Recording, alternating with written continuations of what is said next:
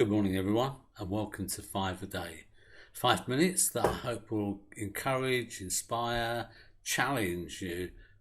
I hope it will get you thinking about life today. Now, here in the UK, obviously things are starting to change in terms of the response to the coronavirus.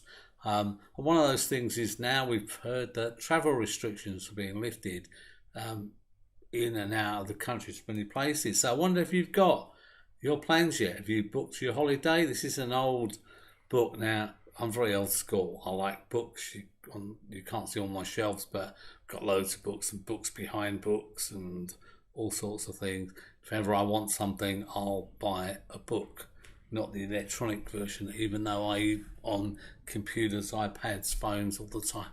Something I like about books. But they're kind of a way to navigate, aren't they? If you're going on holiday, online is probably what we use these days because they're up to date. That's 20 years old and a bit out of date, although I suspect most of the monuments are still there. I don't think they've yet pulled down the Colosseum or the Vatican, although that wouldn't be a bad idea, in my opinion.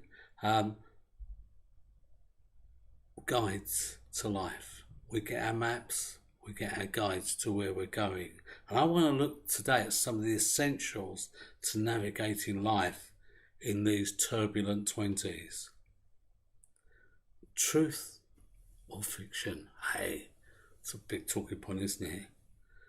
Jesus said this, you will know the truth and the truth will set you free. Pilate said, well, what is truth? What is truth? And Jesus said before, you will know the truth and the truth will set you free. So what is it? Truth or fiction? Fake news or real? How do we know who or what to trust? Probably today these are bigger issues than ever. And the reason is not necessarily that people are more devious than ever, but what is truth? That we're bombarded with information everywhere we go.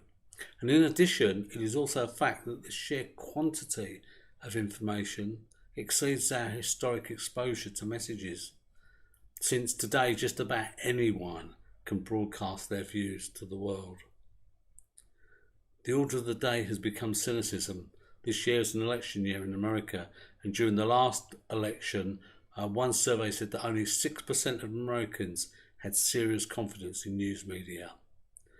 We know of the severe drop-off in this country of confidence in government, in the media, in institutional church, in global corporations. Tech giants like Facebook, Amazon and Google, who were once seen as a new breed ushering in freedom, are now viewed by many as big threats to our safety and freedom.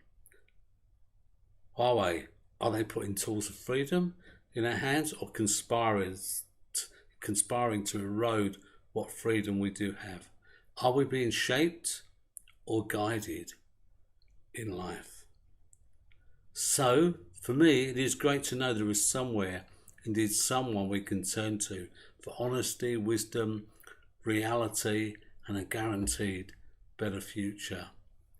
The psalmist, David, whose life included struggles against the odds for much of his life, and later he had the responsibility for leading a nation, he knew where to turn. As king, he was surrounded by a wealth of informants, great advisors, and all the resources of a wealthy society. But his trust was elsewhere. This is what he writes, Psalm 25, verses 4 to 5. Show me the right path, O Lord. Point out the road for me to follow. Lead me by your truth and teach me. For you are the God who saves me.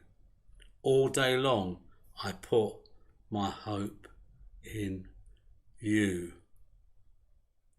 So from the day almost 50 years ago, in fact over 50 years ago now, I can't add up, the day that I decided to put my trust in God, and until this one, I found that David was spot on with this analysis. Too many people I know have gone down blind alleys in their life. Too many have regretted the direction they took. Knowing the true from the fake is not always possible, but allowing God to steer my life is the best choice I've ever made. So God bless you, give you a great day, whatever you're doing today, and I look forward to catching up with you tomorrow morning.